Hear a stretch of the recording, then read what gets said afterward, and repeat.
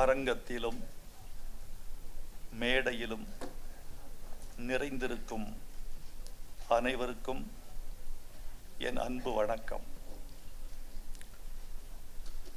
இந்த விழாவில் எத்தனை மணித்துளிகள் பேசலாம் என்பதை தீர்மானிப்பவன் நான் அல்ல. வடிவமைக்கிற ஒரு விழாதான், அரங்கத்தில் நிகழும் எதிர்பார்ப்புதான், தனக்கு முன்னால் பேசிய பேச்சாளர்களின் அதிர்வலைகள்தாம் ஒரு பேச்சாளன் பேசுகிற நேரத்தை தீர்மானிக்கும் என்று நான் நம்புகிறவன். அப்படி பார்த்தால் நீண்ட இந்த விழாவில் நான் சில மணித்துளிகள் மட்டுமே பேசலாம் என்று இந்த அரங்கம் அசரீரியாக எனக்கு சொல்லுகிறது. அந்த சில நிமிடங்களையும் பயனுள்ள நிமிடங்களாக கழிக்க வேண்டும் என்று நான் விரும்புகிறேன், கழியும் என்றும் நம்புகிறேன். 2 பேருக்கு நன்றி. என்னையும் சீனிவாசையும் பூமாலையால் பாராட்டிய தயாரிப்பாளர் சுரேஷ் என் முதல் நன்றிக்குரியவர். என்னையும் இந்த விழா குழுவையும் பாமாலையால் பாராட்டிய சீமானுக்கு என் 2ஆம் நன்றி. ஒரு மேடை எதன்பால் வடிவமைக்கப்படுகிறது என்பதை புரிந்து கொண்டு பேசுகிறவன் நல்ல பேச்சாளர்.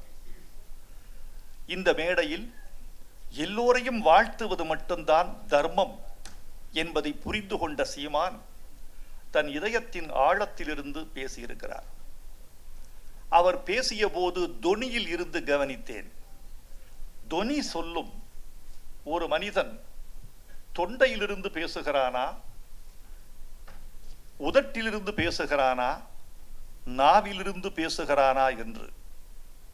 சீமான் பேசிய போது அந்த தமிழின் தொனி எனக்கு சொல்லுகிறது, இந்த மனிதன் இதயத்திலிருந்து பேசுகிறார் என்று.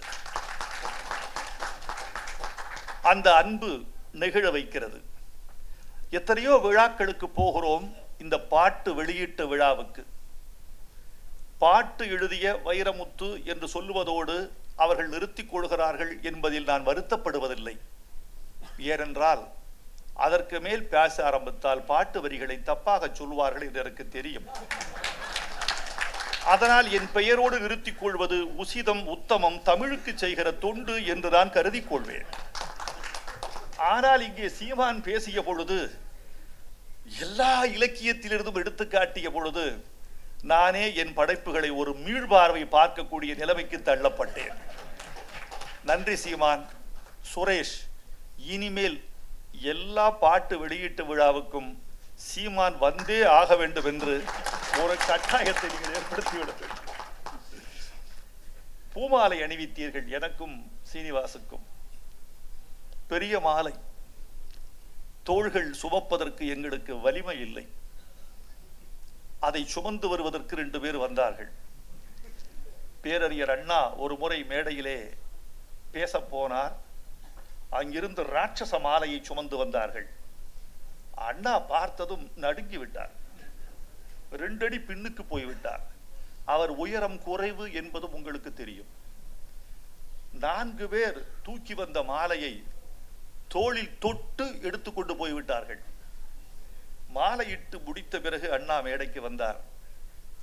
மற்ற மேடைகளுக்கும் இந்த மேடைகளுக்கும் ஒரு வேறுபாடு பார்க்கிறேன். அந்த மேடைகளிலும் மாலை அணிவிப்பார்கள், இந்த மேடையிலும் நான் அணிந்து கொண்டேன். ஒரே வித்தியாசம், மற்ற மேடைகளில் மாலைகளை கொண்டு வருவார்கள், நான் அணிந்து கொள்வேன்.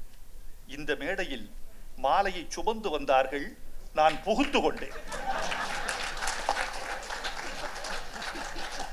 அண்ணாவுக்கு பிறகு சுமந்து புகுந்து கொள்கிற மாலை எங்களுக்கு அணிவித்தவர் சுரேஷ் தான். சுரேஷ், உங்களுக்கு நன்றி. இது மொழியின் மீதும் இசையின் மீதும் நீங்கள் கொண்டிருக்கிற காதல் என்று கருதி உங்களை பாராட்டுகிறேன். சாமி இந்த படத்தின் இயக்குனர். சாமி தமிழ் திரைப்பட நிகழ்காலத்தில் தவிர்க்க முடியாத ஒரு இயக்குனர். நன்மையோ தீமையோ பேசியாக வேண்டிய இயக்குனர். ஒரு நல்ல சிறுகதை எப்படி இருக்க வேண்டும் என்று கல்கி ஒரு முறை சொல்வார். ஒன்று, அந்த கதையை எல்லோரும் பாராட்ட வேண்டும், இல்லையில் எல்லோரும் திட்டி தீர்க்க வேண்டும். ரெண்டு மற்ற எழுத்தை எவரும் எழுதாதே. ஒரு படம் கொண்டாடப்பட வேண்டும், அல்லது இப்படி ஒரு படமா என்று சொல்லி உங்களை கொண்டாட வேண்டும் அல்லது திட்ட வேண்டும். சாமியின் படத்தை தவிர்க்க முடியாது. சாமிக்கு என்று ஒரு பிம்பம் இருந்ததல்லவா, அந்த பிம்பத்தை இந்த கங்காரு உடைக்கும் என்ற நம்பிக்கை எனக்கு இருக்கு. என்னை தேடி வந்தார் சாமி. எனக்கு முதல் படத்திலிருந்து கனவு நீங்கள். சாமி எனக்கு தெரியுமா? தெரியாது. என் வீட்டுக்கு வந்தார். நான் இயக்குனர் சாமி, மிருகம் படம் எடுத்தவன், சமவெளி படம் எடுத்தவன், உனக்கு தெரியும், உன்னை கேள்விப்பட்டிருக்கிறேன் என்று. உட்காருங்க. நான் என்னுடைய முதல் படத்திலிருந்து நீங்க எழுதுன்னு நினைச்சேன். அப்படியா? ஆனா வர முடியல. நான் கேள்வி கேட்க மாட்டேன். என்னை தேடி வராதவர்களை நான் சிந்திப்பதே இல்லை, தேடி வந்த பிறகு நிந்திப்பதில்லை. உங்க பட்ஜெட் ரொம்ப பெருசுன்னு சொன்னாங்க. அவ்வளவு பணம் கொடுக்க எனக்கு எந்த படத்திலும் எனக்கு வலிமை இல்லை, அதான் நான் வரல. அப்படி என்றால் இந்த படத்தில் கொடுக்க வலிமை வந்து விட்டதோ? இல்லை, இந்த படத்தில் நீங்கள் தான் எழுத வேண்டும் என்று சாமிகிட்ட சொன்னேன். சாமி, எனக்கு கொஞ்சம் தமிழ் சினிமாவின் வியாபாரம் கொஞ்சம் தெரியும். பெரிய படம், அதுக்கு எனக்கு எவ்வளவு வாங்குறதுன்னு தெரியும். சிறிய படம் எவ்வளவு வாங்குறதுன்னு தெரியும். மூணாவது ஒன்று இருக்கு, மிகச்சிறிய படம். நான் அதிகமாக நேசிப்பது மிகச்சிறிய படங்களைத்தான். ஏனென்றால் பெரிய படம் என்பது கதாநாயகர்களுக்கானது, சிறிய படம் என்பது தயாரிப்பாளர்களுக்கானது, மிகச்சிறிய படம் தான் தொழில்நுட்ப கலைஞர்களுக்கானது.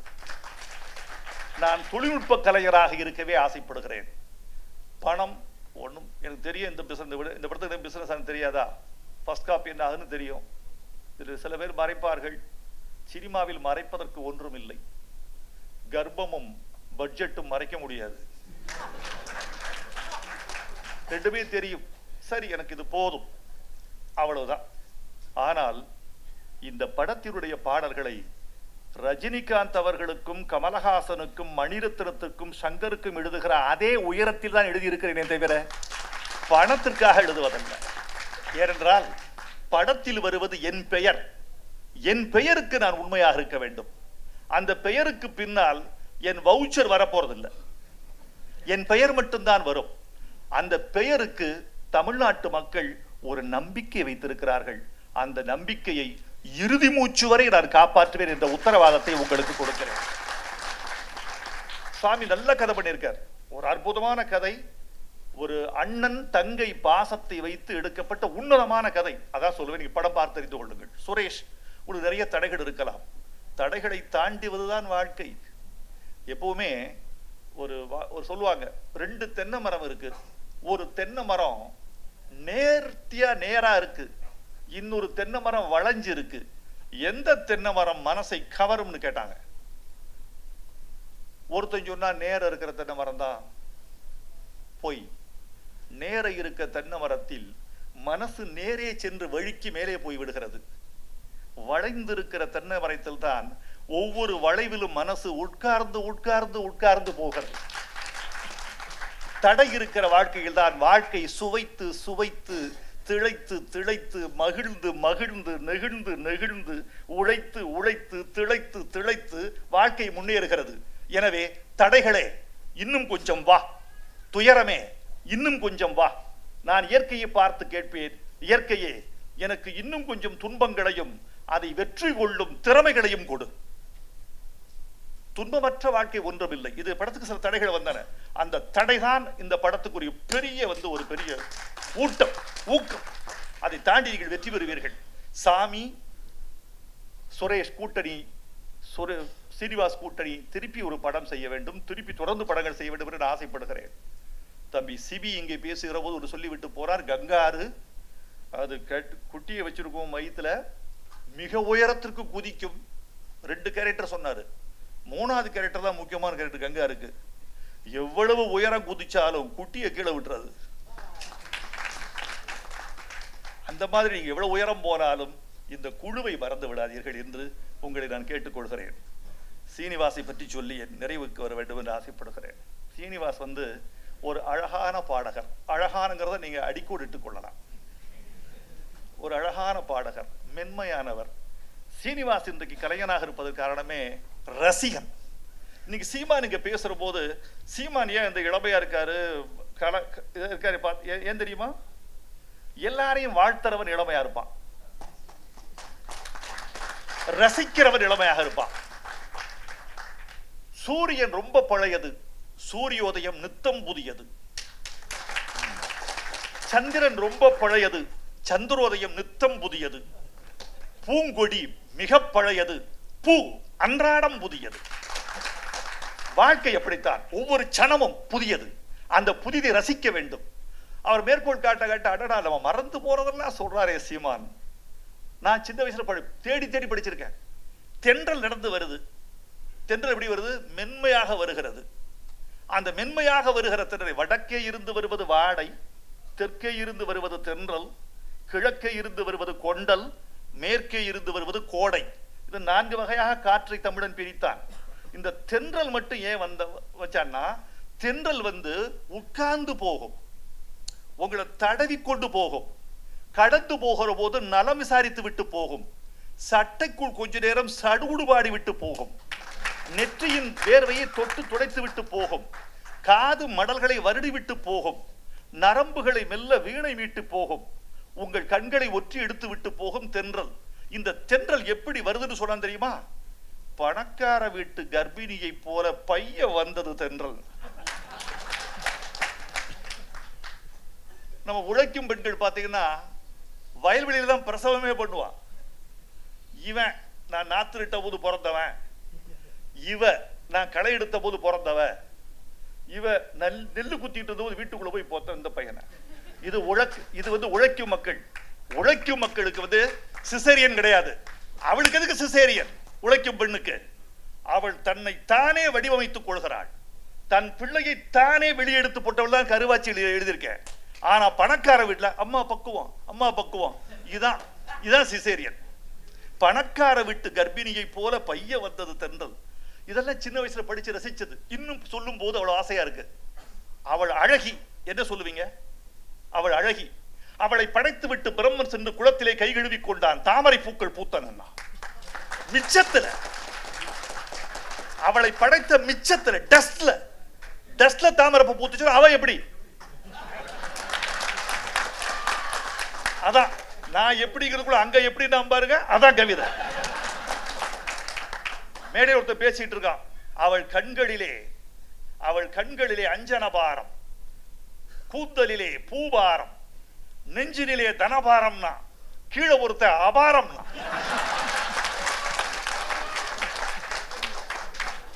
இவன் சொன்னா நான் நிறுத்திக்கிறேன்ப்பா, நீ தான்டா கவிஞன். சீனிவாச கிட்ட வந்து அவர் நல்ல ரசிகர்.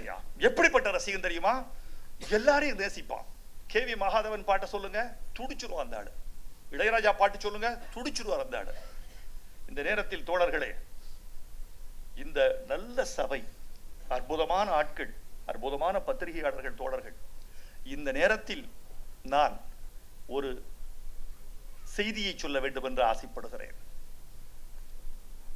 இந்த இசை வெளியீட்டு விழாக்களுக்கெல்லாம் எங்களுக்கெல்லாம் மூலமாக இருந்தவன், தமிழ்நாட்டின் பொக்கிஷமாக இன்றும் இருப்பவன், கிராமத்து இசையை உலகத்தின் செவிகளுக்கு கொண்டு சேர்த்தவன், தமிழ்நாட்டு இசையை உலகமெல்லாம் வெள்ளை மாளிகை மறைக்கும் விநியோகித்தவன் உடல் நலமில்லாமல் படுத்திருக்கிறான்.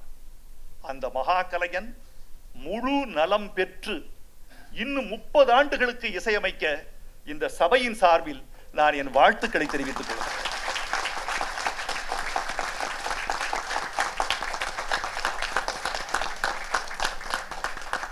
அனைவருக்கும் நன்றியை தெரிவித்துக் கொள்கிறேன். சீனிவாச நானும் பேசுவோம், பேசிக்கிட்டே இருப்போம். அப்படி இளையராஜாவை பத்தி, எம்எஸ்வியை பத்தி, ரகுமான பற்றி, அப்படி அந்த ரசிகன் 4 இசையமைச்சாரு, 4 பாட்டுக்கு மெட்டு கொடுத்தாரு. ஒரு பாட்டு எழுதி கொடுங்கள்னாரு. எழுதி கொடுத்தவர்தான் தாயும் கொஞ்ச காலம், தகப்பனும் கொஞ்ச காலம், நீயும் கொஞ்ச காலம், ஒரு நினைப்பும் கொஞ்ச காலம், சரித்திரத்து மன்னர்களும் கொஞ்ச கொஞ்ச காலம், அந்த சந்திரரும் சூரியரும் இன்னும் கொஞ்ச காலம். இது ஏன் சொன்னேன்னா, இந்த நிலையாமையை சொல்வதற்கு காரணமே அன்பு செலுத்து, வாழ்க்கையை துய், வாழ்க்கையை நேசி, மனிதர்களை மதி என்பதற்கான மூலம்தான் இந்த மாயாவாதமே தவிர உலகத்தை தூக்கி எறிந்து விட்டு போய் என்பதற்காக சொல்லப்பட்ட விஷயம் அல்ல. அதுல நான் கட்டையில போற வரையில் சுதந்திரம் இல்லை, கருவறையில் வந்த எதுவும் நிரந்தரம் இல்லை எழுதியிருந்தேன். கருவழியா வந்த எதுவும் நிரந்தரம் இல்லைங்க. ஒரு தாயின் கர்ப்பத்தில் இருந்து வந்த எதுவும் இந்த பூமியில் நிரந்தரம் இல்லை. மலை இருக்கலாம், கடல் இருக்கலாம், ஐம்பூதங்கள் இருக்கலாம். கர்ப்பத்தின் வழியாக வந்த எதுவும் நிலை பெறுவதில்லை. அதிகபட்சம் நேனோ டெக்னாலஜி வந்தா 300 வருஷம் இருக்கலாம். அதன் பிறகு என்ன தெரியுமாகும்? வாழ்க்கை சலிக்கும். போதுமுடா சாமி சொல்லும். எனக்கு தெரிஞ்சு ஒரு கூட்டம், கலைஞர், பேராசிரியர், நான் 3 பேர் உட்காந்து பேசிட்டு இருக்கிறோம். அப்போ ஒருத்தர், ஐயா நீங்க 100 வருஷம் வாழணும்னு சொல்லிட்டு போறாரு. அவர் போயிட்டாரு.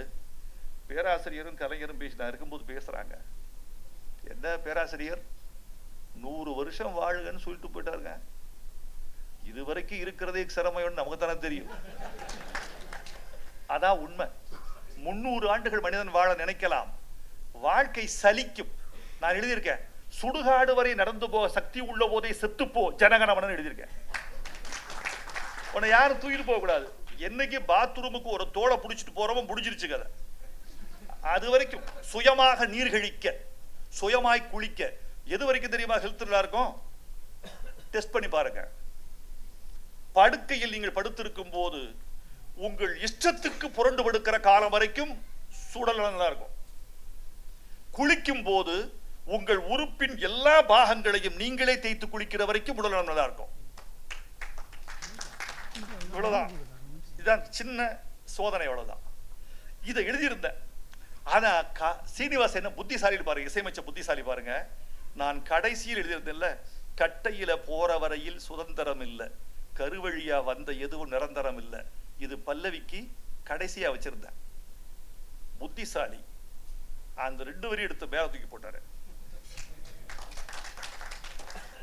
மேல தூக்கி அது உச்ச கொடுத்தார். ஒரு செய்தி சொல்றேன், பேச ஆசையா இருக்கு, நல்லா இருக்கீங்க நீங்க சபை, போதும் கொஞ்சம் முடிச்சுக்கிறேன். அதுல ஒரு சொன்னாரு, இது எவ்வளவு புத்திசாலித்தனம் வேணும்னு சொன்னார். மெல்லிசை மன்னர் எம்.எஸ். நான் கேட்டேன், கேவி மகாதேவன் தான் உங்களை விட சிறந்த இசையப்பட நான் நினைக்கிறேன், இப்படி சொல்லுவேன் அவர்கிட்ட. நீங்க என்ன நினைக்கிறீங்க? அதுல என்ன சந்தேகம்? அவர் சொல்வதனாலே உயர்ந்தவர் ஆயிட்டார். அதுக்கு கேவி மகாதேவன் இசையமைச்சர் பிடிச்ச பாட்டு எது யாரு கேட்டார். அதுவா, பல பாட்டு இருக்கு, எனக்கு அவர் கம்போஸ் பண்ண விதத்துல பிடிச்ச விஷயம் ஒண்ணு இருக்கு, சொல்லட்டுமா? சொல்லுங்க. அதுதான் கேட்கிறேன். கடவுள் மனிதனாக பிறக்க வேண்டும், அவன் காதலித்து வேதனையில் வாட வேண்டும்னு பாட்டு. இது என்ன பெரிய விஷயமா? அது இல்லைங்க, கவிஞர் எழுதி கொடுத்துட்டாரு. கடவுள் மனிதனாக பிறக்க வேண்டும், அவன் காதலித்து வேதனையில் வாடவன் எழுதுறாரு. உடனே இவர் என்ன, கடவுள் மனிதனாக பிளேனை இசையமைக்கல, கடவுளுங்கிற வார்த்தை தனியா வச்சுக்கிட்டு எடுத்துக்கிட்டாரு. கடவுளை தனியா எடுத்துக்கிட்டாரு. கடவுள் மனிதனாக பிறக்க வேண்டும். ஏன்னு, கடவுள் உச்சியில இருக்காரா, மனிதனாக பிறக்கணுமா?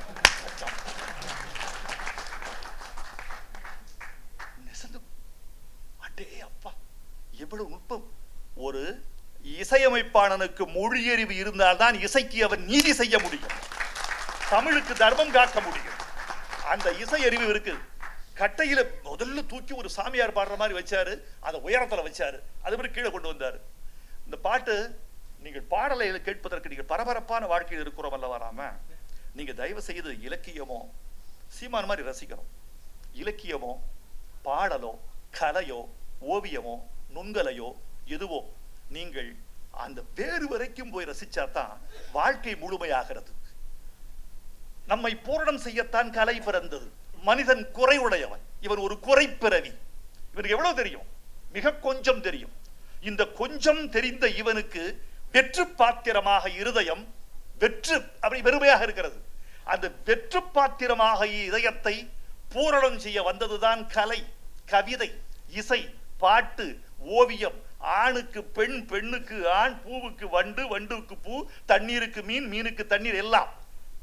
இந்த இசையை, மொழியை நிறைவு செய்கிற ஒரு பாணியை நீங்கள் முழுமையாக உள்வாங்கிக் கொண்டால் அந்த கலைஞரையும் மதிப்பீர்கள், கலையையும் நீங்கள் மதிப்பீர்கள். அப்படி பண்ணியிருக்காரு ஸ்ரீனிவாஸ். ரொம்ப நாள் பண்ணியிருக்காரு. 5 பாட்டும் மொழி வெளியே கேட்பது மாதிரி பண்ணியிருக்கார். எவன் ஒருவன் மொழி வெளியே கேட்பது மாதிரி இசைமிக்கிறானோ அவன் தமிழ் மக்களின் இதயத்தை சென்று அடைவான். இது எல்லா இசையமைப்பாளர்களும் முதல் 3 படத்துக்கு என்ன கேட்டுக்குவாங்க. 4வது படத்துல என் தொலைபேசி எண்ணை மறந்து விடுவார். நான் அதை பத்தி கவலைப்படுறதில்லை, போயிட்டே இருக்கும். சீனிவாசுக்கு முதல் அம்சலேகா வந்தா முதல் பாட்டு நான் தான், மரகதமணி வந்தா முதல் பாட்டு நான் தான், இந்தி இசையமைப்பாளர் வந்தா முதல் பாட்டு நான் தான். எல்லாருக்கும் நாயகர்களுக்கு, பல நாயகர்களுக்கு, சூர்யாவுக்கு முதல் பாட்டு நம்ம தான், விஷாலுக்கு முதல் பாட்டு நம்ம தான், எல்லாருக்கும் முதல் பாட்டு நம்ம தான் பாடணும், அஜித்துக்கு முதல் பாட்டு நம்ம தான் பாடணும். ஆனால் நான் வந்து அவங்க வர்றாங்க போறாங்க, அதை பத்தி கவலைப்படுறதில்லை. ஏன்னு கேட்டா என்னை எங்கே விரும்புகிறார்கள், எங்கே தள்ளி வைக்கிறார்கள் என்ற விஷயம் மட்டும் எனக்கு புரியவில்லை. ஆனால் நான் அவளை ரசித்துக் கொண்டே இருக்கிறேன். இதான் உண்மை, இதான் உண்மை. அவங்க பாணி சரியா போயிட்டு இருக்கு. அது ஏன் திருப்பி வந்தாங்கன்னா வாங்க, வரலையா அப்படிதான். சீனிவாஸ், மொழி கேட்பது மாதிரி இசையமைத்துக் கொண்டிருக்கிறீர்கள். எதிர்காலத்தில் நிறைய படங்கள் செய்வீர்கள். நான் இணையலாம், இணையாமலும் போகலாம். ஆனால் யார் எழுதினாலும் மொழி கேட்கிற மாதிரி இசையமையுங்கள். தமிழ்நாடு உங்களை கைவிடாது. ரொம்ப மகிழ்ச்சி. நான் இந்த விழாக்களுக்கு வருவதெல்லாம் ரொம்ப சிரமம் தெரியுமா? ஒரு விழாவுக்கு வர்றதுங்கிறது மத்தியானம் 2 மணிக்கு மூளையில ஒரு அடிக்கு ஒரு மணி, அப்ப இருந்து வேற வேலை ஓடாது. அதுக்கு பயணப்படுதல், அதுக்கு தயாரித்தல், நண்பர்களை விலக்குதல், எல்லாரையும் வந்து ஒதுக்கு செய்தல், அவருக்கு வண்டியில் உட்காருதல், அவரது வாகனங்களை விலக்குதல், வருதல் செல்தல், அவர் இங்க வந்து 30 நிமிஷம் காத்திருத்தல், பலருடைய பேச்சையும் செவிமடுத்தல், இப்படி நேரம். இதற்கு பிறகும் வருகிறேன் என்றால் இந்த மேடைகளை நான் நேசிக்கிறேன். காரணம், இவர்களை எல்லாம் சந்திப்பதற்கு எனக்கு இதை விட்டால் வேறு இடம் இல்லை. இங்கதான் நான் பார்க்கிறேன். அவங்க சீமானை பார்த்து ரொம்ப நாள் ஆச்சு. தானுசார் அடிக்கடி பார்க்குற விழாக்கள்ல இந்த பெண்களை யாருன்னு தெரிஞ்சுக்க வேண்டிக்கு, நடிகர்கள் யாரு யாரு எல்லாம், இந்த முன்வரிசையில் இருப்பவர்கள் யார், எத்தனை பத்திரிகையாளர் வந்திருந்தார்கள், என்ன வந்திருக்கு எல்லாம் தெரிஞ்சு. ஓ, இவர்களா, இதான் நிகழ்கால உலகம். The contempt, you should know the contemporary world. இது மேல் நாட்டு ஒரு பழமொழி. You should know the contemporary world. நிகழ்கால உலகத்தை தெரிந்திரு, தெளிந்திரு. சொன்னாங்க இல்லையா, வைரமுத்து நோய் பாட்டு எழுதிட்டு இருக்காரு இளமையா அப்படின்னு. அதுக்கு வேற ஒண்ணும் இல்லை, வாழ்க்கையை நேசிக்கிறவன் இளமையாக இருப்பான். வாழ்க்கையை விட்டு வெளியேறுகிறவர் இளமையா இருக்க முடியாது. ஒவ்வொரு சனமும் தெரிகிறது நமக்கு. சூப்பர் சிங்கர்ல வர சிங்கர்ஸ் வரைக்கும் பார்த்து வச்சுக்கணும். இன்னைக்கு வந்து மலாலா தெரிஞ்சு வச்சுக்கணும் இல்லை, மலாலாவிலிருந்து ஒபாமாவின் மகள் வரைக்கும் அவங்க யாரு, என்ன, எங்க போறாங்க, வர்றாங்க, இதெல்லாம் தெரிஞ்சு வச்சுக்க வேண்டியிருக்கு. வாழ்க்கையில சின்னது பெரியது, புரட்சி, வறட்சி, பட்ஜெட் எல்லாமே எக்கனாமிக் டைம்ஸ் வரைக்கும் படிக்க வேண்டியிருக்குது. தினத்தந்தியிலிருந்து எக்கனாமிக் டைம்ஸ் வரைக்கும் படிச்சாதான் வாழ்க்கை என்னங்கிறது விலகிறது. ஆம் ஆத்மியில எப்ப பிரச்சனை வருது தெரிஞ்சுக்க வேண்டியிருக்குது. அதெல்லாம் தெரியணும். அவர் என்ன செய்ய போறார்? 24 மணி நேரத்தில் குடிநீர் கொடுப்பேன்னு சொல்லியிருக்காரு. அது சாத்தியம். மின்சார கட்டணத்தில் பாதியாக குறைப்பேன்னு சொல்லியிருக்காரு அரவிந்த் கெஜ்ரிவால். அது சாத்தியம். ஏன் தெரியுமா? விரயத்தை தவிர்த்தாலே கொடுக்க முடியும். இதுவரைக்கும் விரயமாகி போயிட்டு இருக்கு. அந்த விரயத்தை தவிர்த்தாலே கொடுக்க முடியும். ஒருவன் கொடுக்க முடிந்தால் இந்தியாவில் எல்லோரும் கொடுக்க முடியும், கொடுக்க முடியும். இதெல்லாம் தெரிந்து கொள்ளாமல் பாட்டு எழுதி விவாதம் பண்ணி புண்ணியம் இல்லை. இது நல்ல தொடக்கம். கங்காரு படம் நிச்சயம் வெற்றி பெறும். இந்த படம் எனக்கு ஒன்று தோணும் சார், அது ஒரு ஆங்கிலத்தில் இன்ட்யூஷன் சொல்லுவாங்க இல்லையா, அது ஒரு தோணும். பாண்டிய நாடு ஓடுன்னு சொன்ன மேடையில் வியாழக்கிழமைக்கு பிறகு வெள்ளிக்கிழமை என்பது எப்படி நிச்சயமோ அப்படி இந்த படம் வெற்றி பெறுவது நிச்சயம்னு மேடையில் பேசுறேன். அந்த படம் வெற்றி பெற்றுச்சு. எனக்கு தோணும் இந்த படம் மரியாதையான வெற்றி பெறும் என்று நான் கருதுகிறேன். நன்றி அனைவருக்கும். இன்னொரு விழாவில் நிறைய சந்திப்போம், பேசுவோம்.